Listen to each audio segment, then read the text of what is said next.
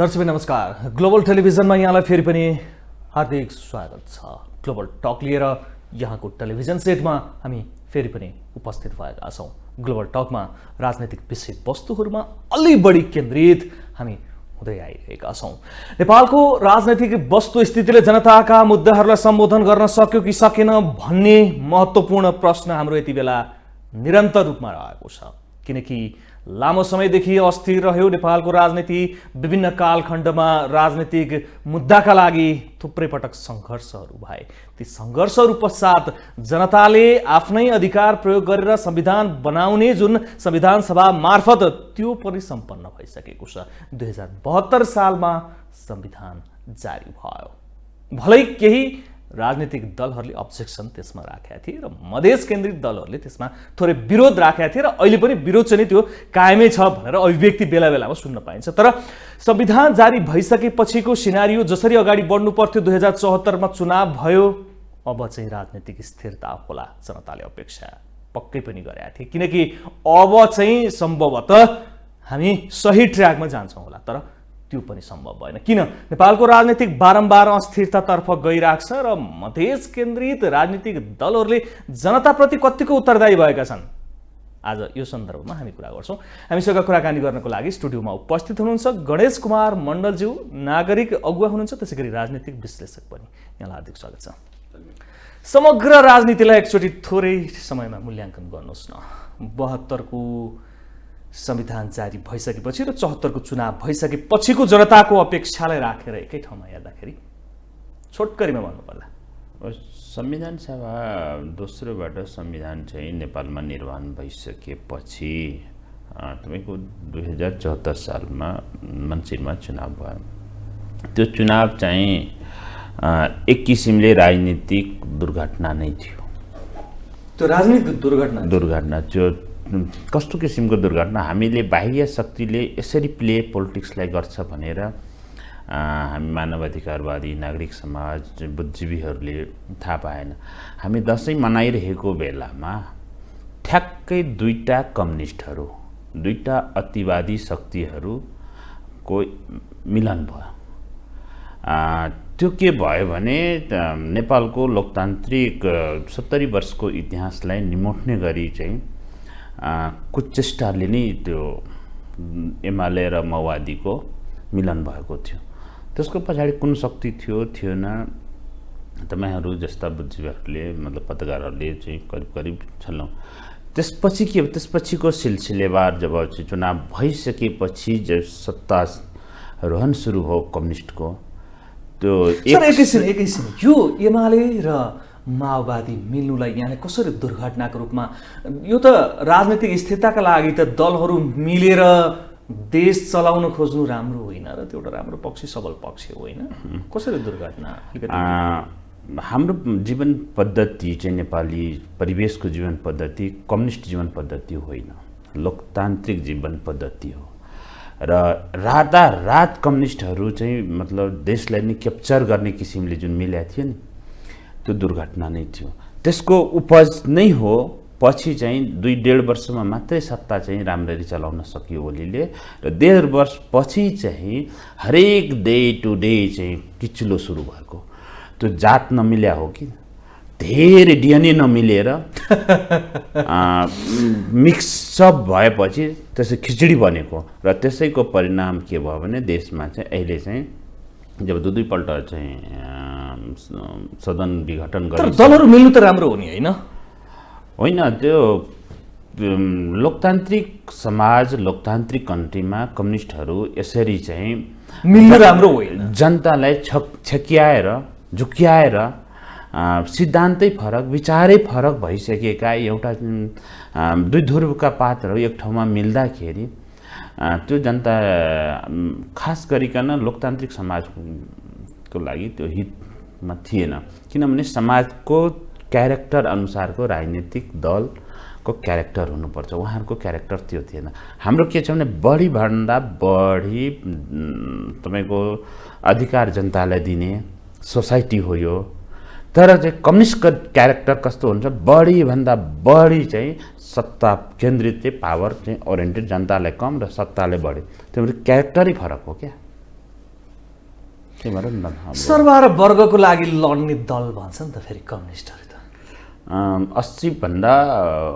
80देखि 85% communist नेताहरूको घर काठमाडौँमा महल छ र 80देखि 85% डेमोक्रेट लिडरहरूको घर काठमाडौँमा छैन।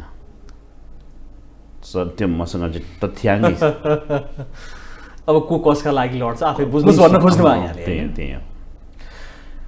भनेपछि त्यो दुर्घटना थियो, त्यो दुर्घटना त फेरि लामो समयसम्म रहेन होइन। त्यो दुर्घटना यहाँले भने जस्तै दुर्घटना थियो भनेर प्रमाणित पनि गरिदिए यी माओवादी र एमाले।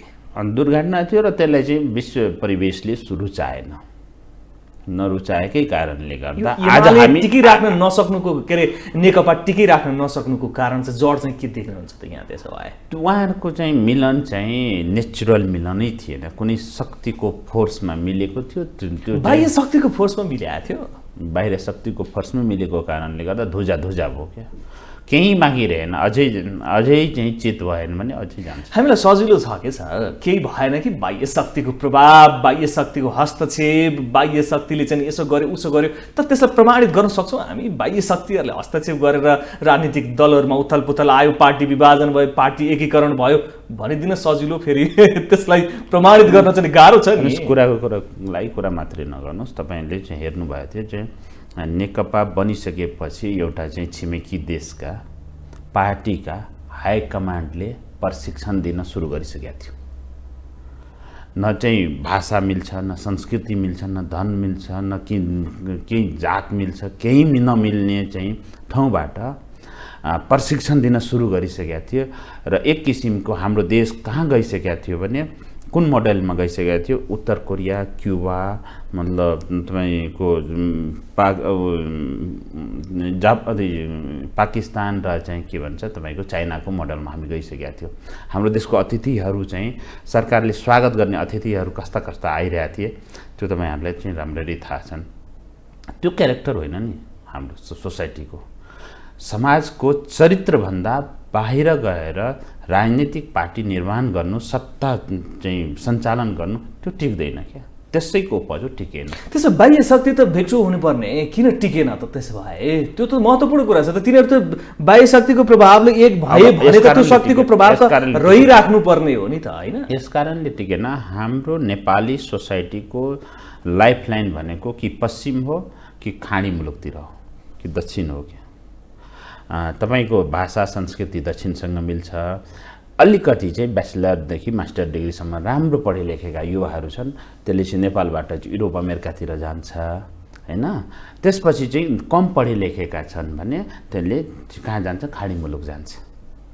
भनेपछि जीवन पद्धति त्यहाँ जुड्या छ। हाम्रो जीवन पद्धति हाम्रो चाहिँ उत्तर कोरियासँग जुड्या छैन, क्युबासँग जुड्या छैन, मतलब भियतनामसँग जुड्या छैन, पाकिस्तानसँग जुड्या छैन, चाइनासँग जुड्या छैन। त्यसैले फेल भयो। स्पष्ट छ, प्रष्ट छ।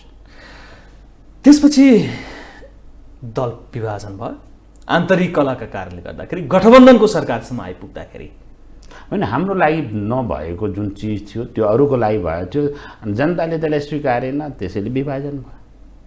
अब गठबन्धनको सरकार निर्माणलाई नेकपा एमाले चाहिँ यो अप्राकृतिक अवैधानिक भन्छ, भलै त्यो सर्वोच्च अदालतको फैसलालाई स्वीकार्नु बाध्य भएकाले मात्रै स्वीकारिएको हो भन्नेसम्मको अभिव्यक्ति। यो गठबन्धन सठबन्धन हुँदै होइन, त्यो कसले भन्छ, एमाले भन्छ, कसले भन्छ, त्यो गठबन्धन होइन। अति भइसकेपछि, आफैभित्र अति भइसकेपछि हे बाबा बचाइदेऊ न भनेर आएर चढाएको चाहिँ दान दक्षिणा हो शेरबहादुरलाई। कम्युनिस्टहरूले आएर चाहिँ त्यसबाट बाँच्नको लागि छरपटाउन थालिसकेपछि त्यसपछि चाहिँ जान बचाउनको लागि भागेर आएको हो कि प्रचण्डजी, माधव कुमार नेपालजी। जसरी चाहिँ अफगानिस्तानबाट चाहिँ घानीले जान जोगाउनको लागि देश छोडेर भाग्यो, त्यसरी उहाँहरू चाहिँ माधव नेपाल प्रचण्डहरू जान जोगाउनको लागि त्यहाँबाट भागेर आएर शेरबहादुरको शरण, नेपाली कांग्रेसको शरणमा आएको। यसमा प्रश्न कुनै गठबन्धन सठबन्धन, यो गठबन्धन होइन, गठबन्धन जान जोगाउनको लागि आएको। शरणमा परेका उनी कम्युनिस्ट भन्नेहरू। शेरबहादुरले सायद मलाई लाग्दैन कुनै पनि मलाई प्रधानमन्त्री बनाइदियो भनेर, म प्रधानमन्त्री बन्छु भनेर कुनै पब्लिक स्पिच दिनु भएछ जस्तो। केपी प्रतिको इगोका कारणले भन्छन् नि कसैले हो होला उहाँहरूको भित्री चाहिँ मतलब झगडाको कारणले गर्दा भित्री केपीलाई देखाउनको लागि शेरबहादुरलाई प्रधानमन्त्री बनाएको हुन्छ यसमा चाहिँ त्यो परस्ट यो प्रवृत्तिलाई चाहिँ कसरी हेर्ने त अब त्यसो भए यहाँ राजनीतिक विश्लेषण यो हुन्छ क्या एउटा राजनीतिलाई नजिकबाट हेर्नु यो प्रवृत्ति ल भिन्न सैद्धान्तिक विचारधारा बोकेको दलको कमजोर संसदमा जुन उपस्थिति छ त्यो दलको संसदीय दलका नेतालाई प्रधानमन्त्री खाइदिनु पर्यो भन्ने परिस्थितिलाई चाहिँ यहाँले कसरी मूल्याङ्कन गर्नुहुन्छ त यिनको प्रवृत्तितिर जाउँ न अलिक होइन यसमा के हुन्छ लोकतान्त्रिक समाजमा के हुन्छ भने तपाईँको शरणमा कोही आउँदाखेरि त्यो शरण दिनु चाहिँ मानवता नै हुन्छ मैले त्योभन्दा बढी चाहिँ यसलाई के भन्छ उहाँहरू शरणमा आउनु भयो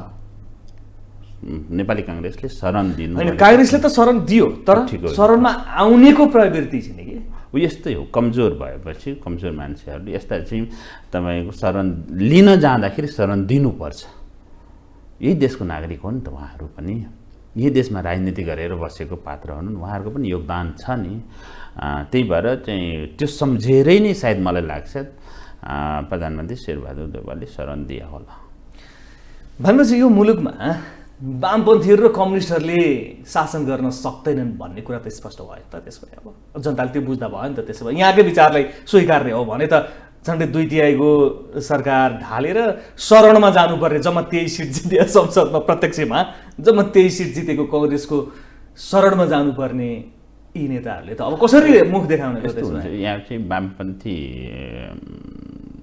सरकार चाहिँ अवस्था करिब 2/3 चाहिँ पुर्याउन खोजेकै थियो सदनमा तर उहाँहरूको आफ्नै क्यारेक्टरले चलेन र हाम्रो समाज के छ भने हाम्रो उहाँहरूले चाहिँ उहाँहरूको बेस भनेको के हो भने नेपालका जनता गरिब रहिरहे भने कम्युनिस्ट रहिरहने हो प्रष्ट उद्देश्य कम्युनिस्टको आधार टिक्ने आधारै भनेको जनता गरिब रहिरह्यो भने हामी कम्युनिस्ट रहिरहने हो जब जनता करोडपति भइसकेपछि त्यो क्यापिटलिस्ट भएपछि त हामी रहँदै रहँदैनौँ त्यही भएर जसरी भए पनि चाहिँ जे गरेर भए पनि जुन द्वन्द्व गरेर भए पनि जुन किसिमको उत्पात गरेर भए पनि जनतालाई गरिबीको रेखामुनि राखिरहने हो भने कम्युनिस्ट हामी रहिरहन्छौँ जुन दिनसम्म यो देशमा तपाईँ लेखेर राख्नुहोस् आजको दिनमा जुन दिनसम्म गरिबी रहन्छ त्यही दिनसम्म कम्युनिस्ट रहन्छ जुन दिन जनता सबै करोडपति भयो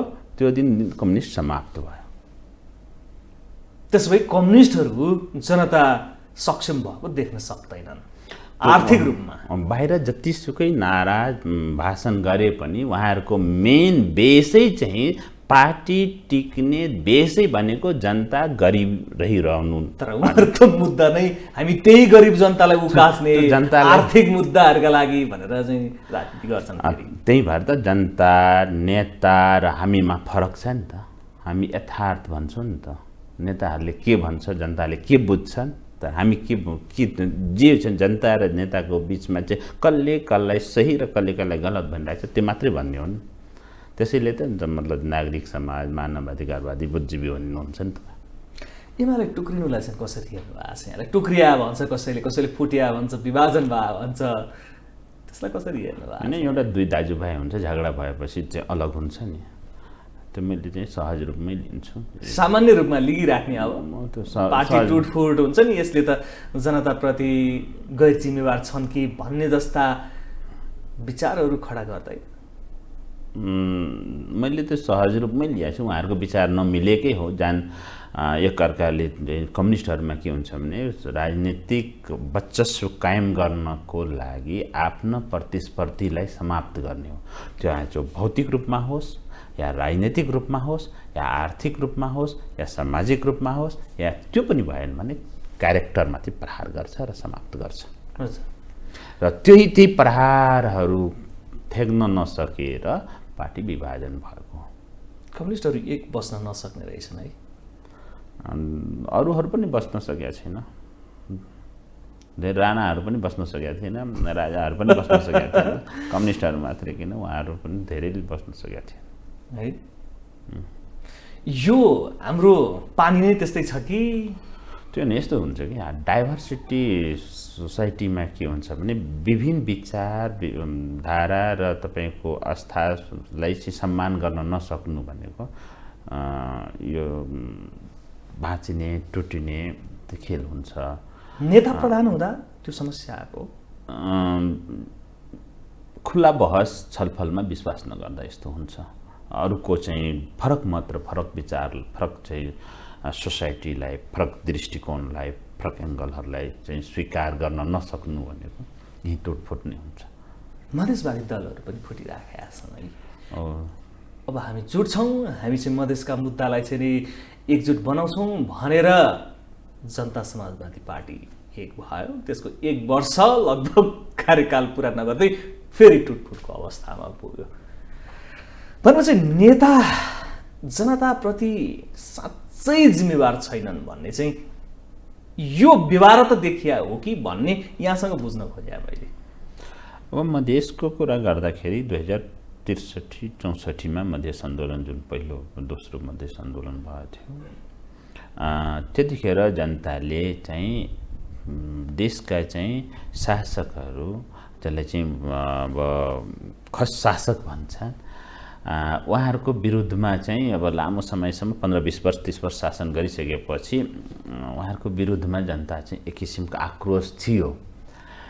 तर चाहिँ लिडरहरू कस्तो भयो भने जनताको माग मुद्दा त उठायो, तर लिडरहरू कस्तो थियो, उपेन्द्र यादव पहिला माले, त्यसपछि चाहिँ त्यो एमाले, त्यसपछि माओवादी, त्यसपछि चाहिँ तपाईँको चाहिँ त्यो फोरम चाहिँ नामक एउटा चाहिँ एनजिओ बनाएर उतातिर गएको मान्छे धेरै चिडाइसकेको ठाउँ चाहिँ चिहारेर बसेका पात्र।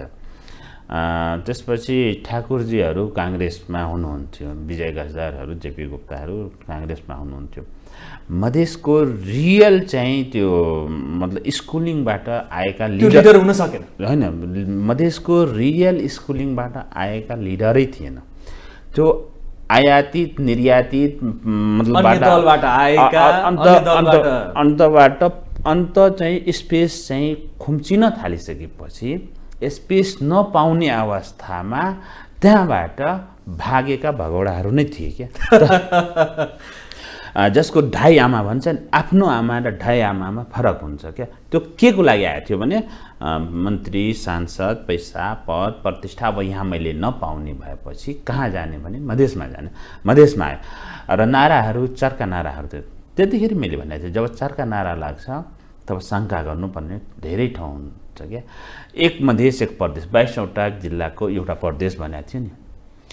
अब यस्तो भयो कि पहिला चाहिँ त्यो आन्दोलनभन्दा पहिला त्यो 22वटा जिल्लाको तराई प्रदेशै थियो कि, हिमाली प्रदेश पहाडी प्रदेश तराई प्रदेश 22वटै जिल्लाको थियो क्या।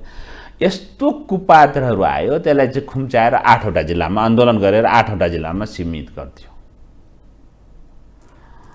यस्तो किसिमको चाहिँ त्यो मतलब मान्छेले चाहिँ 3 किसिमका पुत्र हुन्छ कि सन्तान हुन्छ कि, एउटा सपुत्र हुन्छ, एउटा पुत्र हुन्छ, एउटा कुपुत्र हुन्छ। सपुत्र भनेको बुवा आमाले अर्जिएको भन्दा अगाडि लान सकियो भने मान प्रतिष्ठा इज्जत र पैसा सम्पत्ति अगाडि लाग्यो भने त्यो सपुत्र भयो। पुत्र भनेको जे छ परम्परागत चाहिँ पुर्खौली जे छ त्यसले निरन्तरता दिन सक्यो भने त्यो चाहिँ पुत्र भयो। कुपुत्रको हुन्छ भने त्यसलाई पनि चाहिँ तोडफोड गरेर खाइपिएर एकदम मौजमस्ती गर्ने त्यो कुपुत्र हो। त्यो 22वटा जिल्लाबाट 8वटा जिल्लामा सीमित गर्ने यी सबै कुपुत्रहरू हुन्। उपेन्द्र यादव, महन्त ठाकुर, राजेन्द्र महतो सबै कुपुत्र हुन्। त्यसो जनता चाहिँ मात्रै चाहिँ त्यहाँ चाहिँ भयो क्या, मतलब चाहिँ धोकामा पर्यो क्या। जसको परिणाम के मधेसको इमोसनलाई लिएर यी कुपुत्रहरूले राजनीति गरे। यहाँको स्पष्ट मधेसको मात्रै होइन, तपाईँको चाहिँ त्यहाँ के हो त्यति पहिलो चाहिँ त्यो 63 र 64 आन्दोलन हुँदा के एजेन्डा के थियो, ए पहाडी हो लहान भनेर होइन, त्यो राइट्सको कुरा क्या। पहाडी मधेसी छुट्याउने टुक्राउने विभाजनका कुरा, एमालेलाई मधेस प्रवेश नगर्न दिने, त्यसको विरुद्धमा कहिले आन्दोलन, कहिले चाहिँ पहाडी मधेसीको आन्दोलन, कहिले चाहिँ खसारिएको विरुद्धमा आन्दोलनको मेन चाहिँ कसको विरुद्धमा आन्दोलन गरिरहेछ त्यो नै फाइन्डिङ थिएन क्या।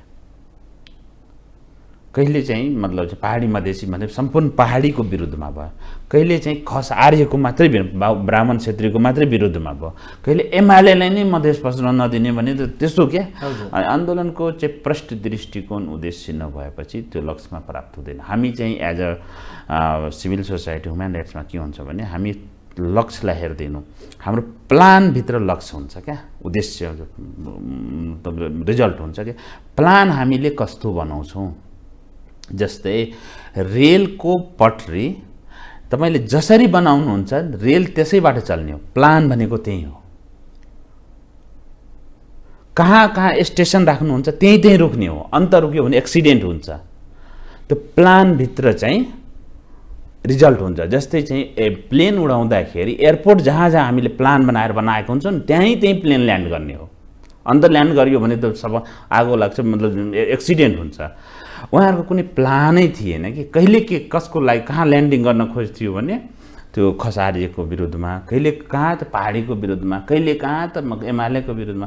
त्यही भएर त्यो त्यसरी हुँदैन क्या, बिना योजना बिना अब त्यो कस्तो मान्छेहरूसँग त्यो योजना। यिनको योजना एउटै थियो, सत्तामा आफू पुग्ने, त्यस्तै मात्रै थियो, त्यहाँभन्दा बेगरको कुनै योजना थिएन। त्यही भएर धेरै टुटफुट मधेसी मुक्तिका लागि भनेर यिनले जोड तोडले जति भाषण गरे नि 30 वर्षदेखिको यो मधेस आन्दोलन, यो जुन अधिकारका लागि भनेर जति आवाज उठाए पनि त्यो थिएन। त्यसैले मधेस आन्दोलन पछि अहिले तपाईँको त्यतिखेर मधेसको राजनीतिक दल करिब 1.5 जन जति थियो, सबैको नामको अगाडि पछाडि मधेस थियो। अहिले छैन नि, अहिले छैन छैन। मैले हिजो चाहिँ मैले गणेश मण्डल लेख्ने, आज चाहिँ गणेश मण्डल हटाइदिनु भनेपछि त्यो मण्डलमा केही खोट छ कि भनेर मान्छे बुझ्दैन। अब राष्ट्रिय दल बन्न खोजे होला नि त, एउटा केन्द्रित लोकल दल भयो भनेर मधेस हटाएर राष्ट्रिय रूपमा हामी समग्र देशव्यापी रूपमा सङ्गठन विस्तार गर्ने तयारीमा छौँ भनेर अब जसपाले पनि भनिराखेको छ, हामी मधेस केन्द्रित दल होइन भनेर। होइन, यस्तो हुन्छ है, त्यो जस्तो ममता ब्यानर्जीको पार्टी छ नि, अखिलेशको पार्टी छ नि, उसको बिहारको चिफ मिनिस्टर के नाम, नीतिश कुमारको, उहाँहरूको पार्टी चाहिँ यति चाहिँ हरेक चुनावमा एउटै छाप पार्टीको नाम लिएर जानुहुन्छ नि त चुनाव लड्न, तर चाहिँ मधेसवादी दल हरेक निर्वाचनमा नयाँ नयाँ नाम लिएर जाने हो क्या। अनि त्यो ठगहरूको के हुन्छ भने यो बस्तीमा यो चाहिँ कपडा लगाएर मैले ठगिसकेपछि अर्को बस्तीमा चाहिँ यहाँबाट दाढी थियो भने त्यहाँ चाहिँ जुङ्गा दाढी सफा एकदम काटेर त्यसपछि अर्को भेष धारण गरेर जाने हो। स्पष्ट छ मधेसवादी दलहरू मधेसका मुद्दामा होइन, आफू केन्द्रित भएर सत्तामा पुग्नका लागि। त्यसैको लागि त पतन भएको नामसाम सब हटाएर चाहिँ कसरी शुद्धिकरण गर्ने त अब के देख्नुहुन्छ यहाँ? त्यसको राजनीतिक भनेको सहज गेम होइन, त्यति सजिलो होइन क्या। प्लानरले राजनीति गर्ने हो कि, जससँग प्लान हुन्छ, मिसन हुन्छ, भिजन हुन्छ, त्यसले राजनीति गर्ने। त्यसको पछाडि जनता लाग्यो भने जनता धोकामा पर्दैन। जनताले बुझाएको छ कि छैन यहाँ? अब होइन, जनता यस्तो हुन्छ, जनता चाहिँ हामी त यस्तो सोसाइटी, म पढ्दाखेरि तपाईँहरू पढ्दाखेरि त्यो दियो पुटी बालेर पढ्या हो नि त, भुइँमा बसेर पढ्या हो नि। तर अहिलेको बच्चाहरू त एकदम एसीमा कति राम्रो चाहिँ एकदम कम्प्युटर लिएर ल्यापटप लिएर पढ्छ, जन्मिँदाखेरि नै आइफोन चलाउन सिक्छ। यो विकासको कर्मिक विकास हुँदै जाने एकैपल्ट होइन। अहिले अब थोरै बुझिया छन्, अहिले पनि सबै बुझाएको छैन, थोरै बुझाएको छन् र बुझ्छन्, यसरी नै बिस्तारै बुझ्छन्। यसलाई हाम्रो पालामा नहुन पनि सक्छ, तर चाहिँ आउने जेनेरेसनमा चाहिँ योभन्दा राम्रो पक्कै भन्ने। तर नेता चाहिँ आफू सुध्रिने देख्नुहुन्न नि है यहाँ? यी सुध्रेला नि नेताहरूको 2-3वटा मात्रै काम भयो कि यहाँको चाहिँ कसरी सत्तामा पुग्ने, पैसा कसरी कमाउने, आफ्नो चाहिँ मतलब चाहिँ वरिपरिका मान्छेहरूलाई कसरी चाहिँ सम्पन्न बनाउने, त्योभन्दा जनताप्रति उत्तरदायित्व भएर राजनीति गर्ने चाहिँ। इभेन काङ्ग्रेस पनि त्यस्तो चाहिँ छैन कि, कुनै पनि दल जिम्मेवार छैन, त्यस्तो जिम्मेवार देखिरहेको छैन मैले। ठिक छ, अब थोरै समस्या उत्पन्न भइरहेको छ क्या देशमा। दुईवटा मुद्दाहरू चाहिँ अलिकति छोडथोडले उठिरहेका छन्। यहाँ राजनीतिक विश्लेषकहरू हुन्छ, राजनीतिक दलहरूले ती समस्या समाधान गर्नुपर्ने छ होइन। एउटा संसद चल्न दिइरहेका छैन, अर्को एमसिसीको मुद्दा छ। पहिला संसद चल्न नदिएको विषयमा थोरै कुरा गरौँ। एमाले प्रतिपक्षी दल, सबभन्दा ठुलो दलको हैसियत पनि यति बेला उसैको छ, ऊ प्रतिपक्षमा छ, उसले चाहिँ नि संसद चल्न दिएको छैन। यता सरकार पक्षले त्यति धेरै कसरत गरे जस्तो पनि देखिँदैन यो दुइटैलाई मिलाएर अगाडि बढाउनको लागि। यो किन यो समस्या भइराखेको छ कि एमाले यो संसद, मैले विघटन गरेको संसद चाहिँ नि त्यो विघटनै गर्नुपर्छ भन्ने औचित्य पुष्टि गर्न चाहन्छ कि अथवा यो गठबन्धन, यहाँले अघि भन्नुभयो गठबन्धन नै होइन, यो त शरणको यो सत्ता हो भन्नुभयो। अब त्यो कसरी चाहिँ नि त्यसलाई हामी हेर्न सक्छौँ? थोरै समस्या यस्तो छ, संसद पो चलेको छैन तर भाता सत्ता पैसा र भाता त पाइरहेछ नि। नेताको त पैसा पाइरह्यो भने, भाता पाइरह्यो भने काम त रुकेको छैन नि। जनताको भाँडमा जाओस् क्या। सदन भनेको जनताको लागि हो नि। जनताको आवाज उठ्नु पर्यो, समस्याहरूलाई जनताको पो समस्या उठाएको छैन। तर उहाँहरूको त महिना लाग्न बित्तिकै चाहिँ ठ्याक्क एकाउन्टमा चाहिँ खातामा पैसा आइहाल्छ, खातामा पैसा आइहाल्छ राज्य कोषबाट, भाता पाइहाल्नुहुन्छ। अब उहाँहरूको चलेकै छन्, नम्बर 1। दोस्रो, यो सदन चाहिँ यसबाट चाहिँ हाम्रो पुस्ताले, युवा पुस्ताले र म पछिका पुस्ताहरूले बुझ्नुपर्ने के हो भने सदन चाहिँ लोकतान्त्रिक सोसाइटीमा सदन राम्ररी चल्ने हो। यो चाहिँ सदन चाहिँ कम्युनिस्टहरूको वर्चस्व भएपछि कम्युनिस्टहरू चाहिँ धेरै विचार विमर्श र छलफलमा रुचाउँदैन र उहाँहरूलाई के हुन्छ, माथिबाट नेताले जे लेखेर दियो त्यो तलसम्म जाने हो। सदनमा के हुन्छ, पक्ष हुन्छ, विपक्ष हुन्छ, धेरै एङ्गलबाट कुरा डिबेट हुन्छ, त्यसैले त्यो रुचाउँदैन। यो सदन चाहिँ अब चाहिँ करिब 63-64% चाहिँ कम्युनिस्टहरूको बाहुल्य भइसकेको सदन चाहिँ उहाँहरूले यो सदन चाहिँ चल्न दिँदैन। अहिले त एमालेले मात्र नदिया जस्तो देखिन्छ। फेरि केन्द्रीकृत होइन, केन्द्रीकृत शासन सत्ता चाहनेले सदन चाहँदैन क्या। पार्टीले जे निर्णय गरियो त्यही चाहिँ सुप्रिम निर्णय नै हो भनेर उहाँहरू बुझ्छन् क्या। सदनले महत्त्व दिँदैन।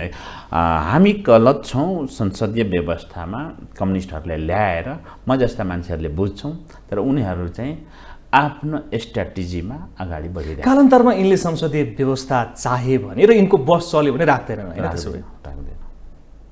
राख्दैन। तर त्यो तागत ल्याकत छैन। छैन। हामी रहन्जेलसम्म छैन। तर मत त फेरि कम्युनिस्टहरूले नै दिइराखेको छ कि। गरिब के बुझायो भने कम्युनिस्ट भनेकै गरिबको पार्टी हो। तिमीहरूको चाहिँ मै हुँ चाहिँ सबै थोक गर्ने भनेपछि त्यो गरिबीमाथि टेकेको कारणले हो कि। अब त्यो गरिबहरूले पनि बुझिसक्यो यिनीहरूले केही दिनेवाला छैन, अब चाहिँ हामी चाहिँ अर्को बाटो लाग्नुपर्छ भनेर। कम्युनिस्टहरूको गन्तव्य त्यसो भए निश्चित छ, संसदीय व्यवस्थासँग यिनीहरू विश्वास गर्दैन होइन? एकजना विश्लेषकले त भन्नुहुन्थ्यो कि यिनीहरूको चौतारी मात्रै हो यहाँ बिसाउने चौतारी, यिनीहरूको डेस्टिनेसन चाहिँ अर्कै छ। यहाँले पनि त्यही विचार राख्नु होइन? मलाई त्यही लाग्छ। अब कसले के भन्यो मलाई त्यही लाग्छ, म आफ्नो एङ्गलबाट हेर्ने हो होइन। फेरि त्यसमा पनि म कस्तो पात्र हुँ भने मानवाधिकार नागरिक समाजमा लागेका 15-20 वर्षदेखि कन्टिन्यू लागेका मानवाधिकार नागरिक समाज तब जीवित रहन्छ जब डेमोक्रेसी रहन्छ। डेमोक्रेसी रहनको लागि यहाँ चाहिँ कम्युनिस्टहरू कमजोर भइरहनुपर्छ। यदि कम्युनिस्टहरू सशक्त भएर निस्के भने अवस्था कस्तो हुन्छ? कम्युनिस्टहरू सशक्त भएर निस्कियो भने त्यसपछि यो व्यवस्था जान्छ, कम्युनिस्टहरू खोरमा जान्छ। उहाँहरूको कहिलेकाहीँ चाहिँ तानासा बढ्छ, त्यसपछि अर्को तानासा बढ्छ। यो तानासा कहिलेकाहीँ के हुन्छन्, आफू मोटाए भन्दैमा म चाहिँ सबैभन्दा बलियो हुन्छु भन्ने हुँदैन क्या। यो देशमा चाहिँ प्रजातान्त्रिक पद्धति बोकेका पार्टीहरू जति बलियो हुँदै गयो भने कम्युनिस्टहरू त्यति सुरक्षित रहन्छ। प्रजातान्त्रिक आचरण भएका पार्टीहरू जति कमजोर भए, कम्युनिस्टहरू जति बढी बलियो भयो त्यत्तिकै तानासा को टाउको छिटो उठ्छ। राष्ट्रिय प्रजातन्त्र पार्टीलाई कसरी हेर्नुहुन्छ यहाँले? मैले यो बिचमा चाहिँ यो तपाईँको 2074 भन्दा पहिला फालिएका चाहिँ राजतन्त्रवादीहरूको टाउको उठाएको थिएन नि। जब 74 को निर्वाचन भयो त्यसपछि अहिलेसम्म हेर्नुहोस् तपाईँको उहाँहरूले कसरी टाउको उठाइरहेछ। आज पृथ्वी जयन्तीको दिनमा पूर्व राजा ज्ञानेन्द्र पुनः चाहिँ त्यो सिंहदरबारको अगाडि गएर माल्यार्पण गर्दैछ। यदि कम्युनिस्टहरू कमजोर भएको भए त्यो खोपीभन्दा बाहिर निस्किन सक्ने सामर्थ्य हुँदैन थियो तानाशाहहरूलाई। मान्छेले हेर्दाखेरि फेरि कति कन्ट्राडिक्सन छ। कम्युनिस्ट भनेको गणतन्त्रवादी होइन, यसले चाहिँ दरबारलाई चाहँदैन, तर बाहिर सतहीमा हेर्दाखेरि सर्फेसमा हेर्दाखेरि त्यो त्यस्तो देखिन्छ। तर चाहिँ तपाईँको त्यो महाभारतको कर्ण जस्तो बिहे हुनुभन्दा पहिला नै जन्मिने पात्र, तर कसैले चाहिँ थाहा नहुने त्यो तानाशाहको खोपीबाट जन्मेका कम्युनिस्टहरू हुन् क्या।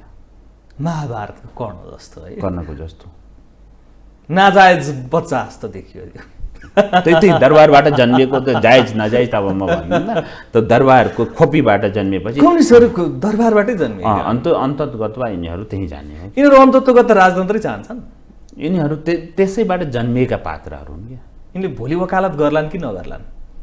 त्यही 2074 को निर्वाचन तपाईँको अरू निर्वाचनभन्दा 64 को निर्वाचन 70 को निर्वाचनमा उहाँहरूले चाहिँ पूर्व दरबारीहरूले टाउको उठाएको देख्नुभएको थियो थिएन नि। जब 74 मा कम्युनिस्टहरू सबल भएर आयो त्यसपछि टाउको उठाउन थाल्यो नि। हिजोको राजाको पूर्व राजाको अभिव्यक्ति पनि सशक्त रूपमा आएको छ। अनेक प्र्याक्टिस नगर्दा हुन्छ भनेर उहाँको एक खाले अहिलेसम्म त्यस्तो त्यति धेरै स्ट्रङ अभिव्यक्ति चाहिँ सुने आइरहेको। त्यही भएर धेरै त्यो जनताले सबैभन्दा पहिला जनता चाहिँ के चाहन्छ होला? हामी थोरै जनताको वेजबाट हेरौँ। परिवर्तन भइसक्यो, गणतन्त्र मुलुकमा आइसक्यो, सङ्घीयता पनि भइसक्यो, धर्मनिरपेक्षताको कुरा पनि संस्थागत भइसक्यो। अहिले जनताले चाहिँ के चाहन्छ होला? अब जनताको जनता न उग्र वामपन्थी चाहन्छ न उग्र दक्षिणपन्थी चाहन्छ, दुइटै चाहँदैन, दुइटैले चाहिरहेको छैन। जनता हाम्रो लोकतान्त्रिक उसमा चाहिँ परिपाटी चाहिरहेको छ। हाम्रो समाज लोकतान्त्रिक समाज हो, लोकतान्त्रिक परिपाटी चाहिरहेछ। भनेपछि जनताले राजतन्त्र फर्कियोस् भन्ने चाहिँ चाहको छैन अहिले। कुनै पनि साइन्सको एउटा थ्योरी हुन्छ कि तपाईँले कुनै पनि वस्तुलाई चाहिँ जति बल लगाएर तपाईँले स्थापित गर्नुहुन्छ नि, त्योलाई विस्थापित गर्नको लागि त्योभन्दा चाहिँ कैयौँ गुणा बढी बल प्रयोग गर्नुपर्छ। जति शक्ति लगाएर हामीले चाहिँ यो सङ्घीय लोकतान्त्रिक गणतन्त्र स्थापना गरेका छौँ नि, यसलाई विस्थापन गर्नको लागि योभन्दा सयौँ गुणा बढी बल प्रयोग गर्नुपर्ने हुन्छ। त्यो सामर्थ्य, त्यो ताकत चाहिँ राख्नु पर्यो होइन? त्यो सामर्थ्य त्यो छैन। म त देखिरहेको त्यो सम्भावना छैन। जतिसुकै भने पनि अहिले राष्ट्रिय प्रजातन्त्र पार्टी अलिक सशक्त रूपमा आछ नि, युवा नेतृत्व आएर राजेन्द्र लिङ्गदेनजी हुनुहुन्छ, होइन हामी उल्टाउँछौँ, जनताले चाहिराखेका छ भनेर चाहिँ नि हामीलाई अभिमत पनि दिन्छ भनेर उहाँले आफ्नो अभिव्यक्ति पनि राखिराख्नु भएको छ। त्यही भएर यहाँ विश्लेषक हुनुहुन्छ, थोरै जिज्ञासा राख्न खोजे मात्र मैले। होइन, उहाँमा जोस जागर छ। उहाँहरूले चाहिँ अब गर्नु चाहिँ लोकतन्त्रमा सबै विचारधाराले म चाहिँ राम्रो गर्छु भनेर राख्न, आफ्नो विचार राख्नु स्वाभाविक हो। लिङ्गदेनजीको त्यो चाहिँ मलाई ठिकै लाग्छ। आफ्नो विचार राख्दा कि ठिकै हो, एउटा जनजातिको छोरा मेन स्ट्रिममा आएर म पोलिटिक्समा आउनु भनेको त्यो चाहिँ सबैभन्दा सबल पक्ष मलाई लाग्छ क्या। कुन विचारधारा बोक्नु भएछ त्यो मलाई त्यो विचारधारा भोलि जनताले स्थापित गरिदिए भने त्यो सिद्धान्त अगाडि बढ्छ, छैन भने त्यो त्यसै कोल्याप्स भएर जान्छ। त्यो चाहिँ जनतामै निहित हुने कुरा हो। अब यो एमसिसी भन्ने एउटा मुद्दा छ क्या, यसमा यहाँको विचार सुन्न। तपाईँ बिआरआई सुन्नुभएछ? बिआरआई सुनेको छु, चाइनाको बिआरआई प्रोजेक्ट। एमसिसी कसको? अमेरिकी प्रोजेक्ट। तपाईँको मतलब नातागोताबाट तपाईँको जति छ नि, कोही चाहिँ चाइनामा छ अहिले? छैन। तपाईँको अमेरिकामा छ? यहाँको कुराबाट म बुझ्न सक्छु। मतलब कतिजना नातागोता अमेरिकामा छ होला, कोही न कोही पक्कै छ। हजुर। यसैले तपाईँको चाइना किन जान गएन चाहिँ मतलब तपाईँको रिलेटिभहरू अमेरिका किन गयो? हाम्रो लाइफलाइन जतातिर जोडिएको छ त्यो लाइफलाइन चाहिँ गलत, जतातिर हाम्रो केही जोडिएको छैन त्यसको विरोध भएन। हिजो तपाईँले बिआरआईको बारेमा छलफल सोध्नुभयो त, आजसम्म क्वेसन टेबलमा बसाएर कसैले सोध्नुभयो? यसरी भएन, निष्पक्ष पत्रकारिता गर्नु पर्यो। बिआरआई प्रोजेक्टको कारणले गर्दाखेरि एमसिसीलाई असर गरिराखेको छ भन्नेहरू पनि छन् नि त। फेरि होइन, यस्तो हुन्छ क्या, तपाईँको एउटाको चाहिँ सहज स्वीकार्ने अर्को चाहिँ तपाईँको चाहिँ जीवन पद्धति ज्यादा जोडिएको छ त्यसलाई चाहिँ। यसको मतलब के हो भने हामीसँग चाहिँ दुनियाँमा कसैले चाहिँ उन्नति तब गर्छ उसले चाहिँ कि वस्तु बेचेको हुन्छ कि सेवा बेचेको हुन्छ र त्यो बाहिर बेचेको हुन्छ र त्यसबाट चाहिँ आफ्नो चाहिँ देशमा पैसा अर्न गरेपछि, आम्दानी बढाएपछि उसले सम्पन्न सुखी हुने हो, होइन? यही होइन अहिलेसम्मको। हामीले बेच्ने भनेको दुईटा चिज मात्रै छ अहिले, कि लेबर बेच्नु परेको छ कि हामीसँग हाइड्रो पावर छ। त्यो हाइड्रो पावर बेच्दाखेरि हामीलाई त पैसा आउँछ, त्यो बेच्नको लागि टोकरीमा लिएर बेच्ने होइन, त्यसको लागि चाहिँ ट्रान्समिसन लाइन चाहिन्छ। त्यो चाहिँ नेपालभन्दा बाहिर बेच्नु पर्यो। त्यो बजार भनेको भारत हो। भारतसम्म चाहिँ बेच्नको लागि ट्रान्समिसन लाइन बनाइदिँदाखेरि त्यसमा विरोध किन? नम्बर 1। दोस्रो कुरा, यही अरुण तेस्रो बनाउँदाखेरि अरुण तेस्रो प्रोजेक्ट यदि 52-54 बनेको भए हामी 15 वर्ष अन्धकारमा बस्दैन थियौँ नेपाली जनता। र 15 वर्षमा हामीले 52-54 देखि अहिलेसम्म आउँदाखेरि तपाईँको चाहिँ करिब चाहिँ 25 वर्ष भएन। 25 वर्षमा हामी धेरै कुराहरू सोच्थ्यौँ। जब घरमा पैसा आउन थाल्छ, तपाईँको गोजीमा पैसा हुन्छ, तपाईँको सोचहरू चाहिँ नयाँ नयाँ कुराहरू गर्ने सोच हुन्थ्यो। त्यतिखेर यदि अरुण तेस्रो बनेको भए आज हाम्रो जीवन स्तर प्रति व्यक्ति जुन आम्दानी छ नि, पर क्यापिटल इन्कम, त्यो अहिले जति छ नि त्यसको तेवर भइसकेको हुन्थ्यो। नम्बर 1, त्यो कसले बन्न दिएन? कम्युनिस्टहरूले बन्न दिएन। दोस्रो, यदि माओवादी जनयुद्ध नभएको भए हामी विकासशील देश उहिले भइसकेको हुन्थ्यौँ। हाम्रो चाहिँ अहिले चाहिँ 60 देखि 70 लाख युवाहरू खाडी मुलुकको 50 डिग्री टेम्परेचरमा काम गर्न जाँदैन थियो।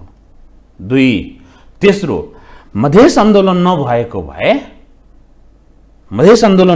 भए आज हामी जुन जात जाति जुन यति खाडलहरू जुन भयो, यो किसिमको मधेसमा प्रति घण्टा त्यहाँ नोट गर्नुहोस् 35 जना मान्छे प्रति घण्टा 22वटा जिल्लामा बेरोजगार हुन्छ।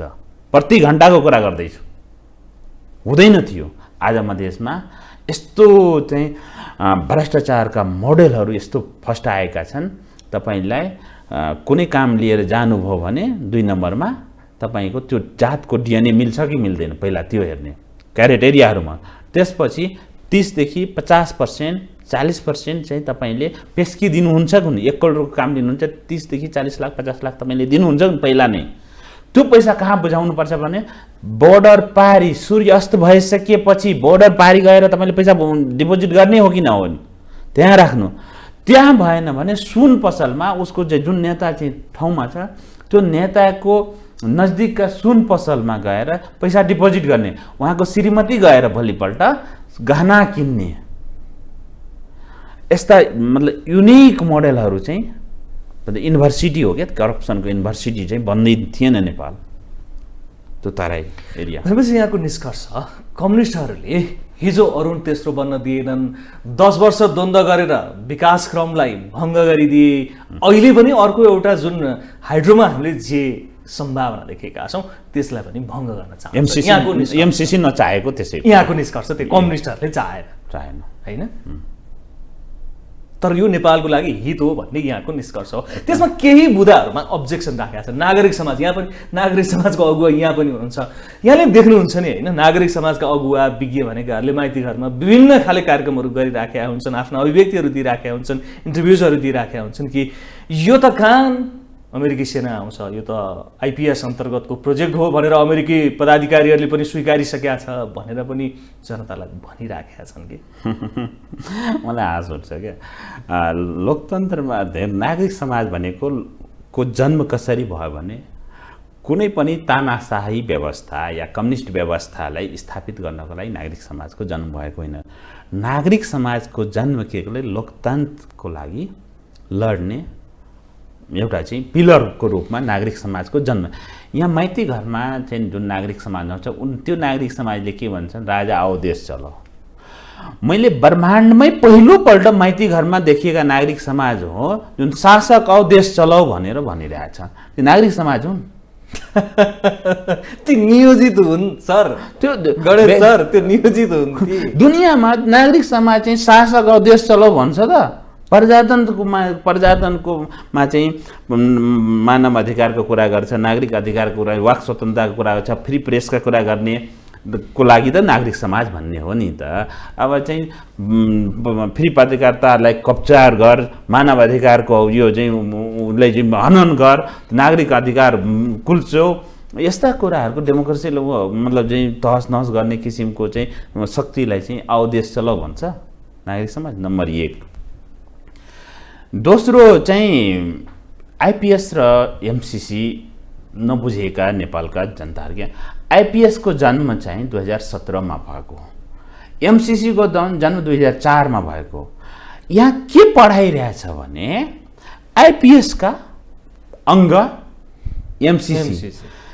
जतिखेर एमसिसी जन्मेको थियो त्यतिखेर आइपिएसको चाहिँ नाम ठेगान पनि थिएन अमेरिकामा। आइपिएस त 17मा जन्मेको, सानो फुच्चे बच्चाको मतलब पाठ कसरी हुन्छ एमसिसी जुन 2004मै जन्मियो। मतलब पत्याउने कुरा पनि गर्नुपर्छ नि, पढ्नु पर्यो नि। प्रचण्डजीले कुन बुन्दामा असहमति छ त्यो भन्नु पर्यो नि, पढ्ने होइन। पहिलाको ड्राफ्ट यो थियो, अहिलेको ड्राफ्टमा यो चेन्ज भएर आएछ।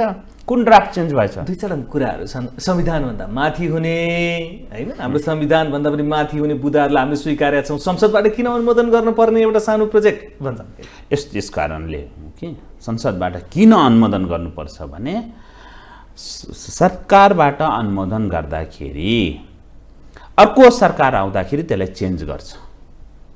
संसदबाट अनुमोदन यस कारणले गर्नुपर्छ, जो कुनै पनि सरकार आउँदाखेरि त्यो संसदबाट पारित भइसकेपछि त्यो ऐन बन्छ, कानुन बन्छ, नियम बनिसकेको हुन्छ, त्यो चेन्ज गर्नको लागि फेरि त्यो थर्ड चाहिन्छ क्या। यस कारणले अनुमोदन गर्नुपर्छ।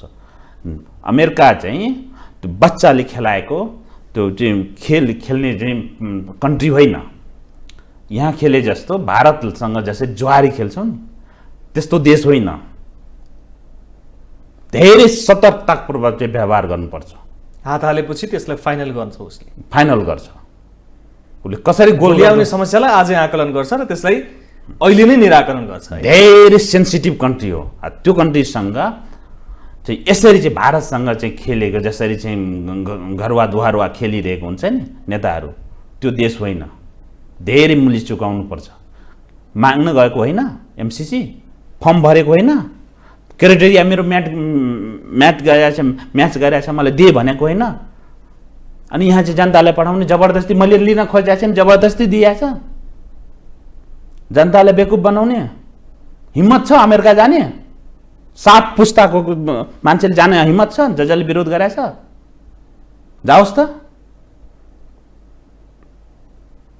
तर किन जबरजस्ती दिन खोजिराखेको छ अमेरिका? फातिमा विदेश मन्त्रालयका फातिमा आएको यस कारण तपाईँको के हो भने हाम्रो चाहिँ 70 वर्षको चाहिँ डिप्लोमेसी रिलेसन अमेरिकासँग छ। बुझ्नु भएन? चाहँदैन एउटा लोकतान्त्रिक कन्ट्रीले अर्को लोकतान्त्रिक कन्ट्रीसँग सम्बन्ध बिग्रियोस्। तर उसले चाहिँ हामीले चाहिँ तपाईँले अहिले प्रयोग गरेको शब्द किन दिन खोजिरहेछ?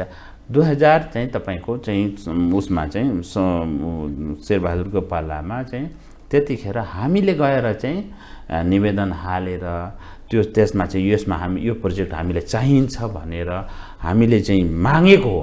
त्यसपछि यो सरकार हेर्नु शेरबहादुर त्यतिखेर त्यसपछि शेरबहादुर सरकारपछि चाहिँ को मन्त्री सबैको ऊ चाहिँ यसमा चाहिँ बाबुरामको पनि त्यत्तिकै चाहिँ प्रधानमन्त्री भएको कालमा पनि यसमा चाहिँ उहाँले सहमति गरेका छन्। प्रचण्डको पालामा पनि यसलाई चाहिँ अगाडि बढाएको छ, केपी ओलीको पालामा अगाडि बढाएको छन्।